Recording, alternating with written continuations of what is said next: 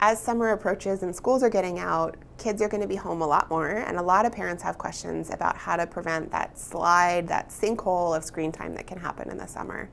So I always think about different sort of age groups of children. So those preschool age kids, toddlers, and kids that aren't yet in school, the best thing actually is to avoid screen time as much as possible in this population. So things like video chatting with grandma or playing a game on the iPad with a parent that's engaging and interactive, those are okay, but we really want to avoid that passive screen time as much as possible and help kids develop healthy habits.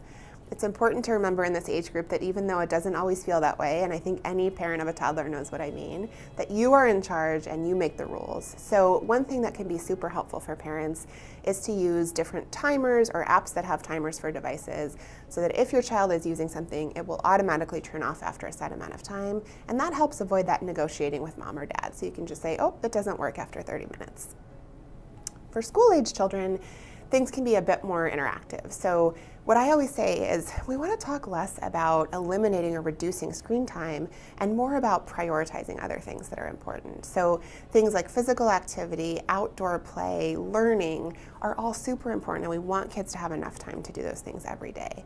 So you can have a child of this age make a summer reading list or a list of activities they want to do in the summer that they're not able to do during school, and then think about if they get a reward for that. So if they finish all the books on their list by the end of the summer, what do they get as a kind of special treat? If you make sure there's time for all of the other important things, typically screen time will kind of regulate itself. But another good tip for this age is to say screens come second. So in the morning, the early parts of the day, kids tend to be really energized and creative, and that's a great time for them to have that outdoor play, physical activity, and that imaginative play with other kids or at home alone. The screens can come later in the day. So in the later afternoon when it's hot outside, kids are tired, or in that kind of witching hour before dinner that I think every parent knows about, those can be times to have some settled downtime and potentially use screens. But again, for kids this age, we really recommend that if they're viewing media, that it's in a common space where parents can see what they're looking at, what they're watching, that you can have discussions with your kids about what they're watching and make sure the content is age appropriate.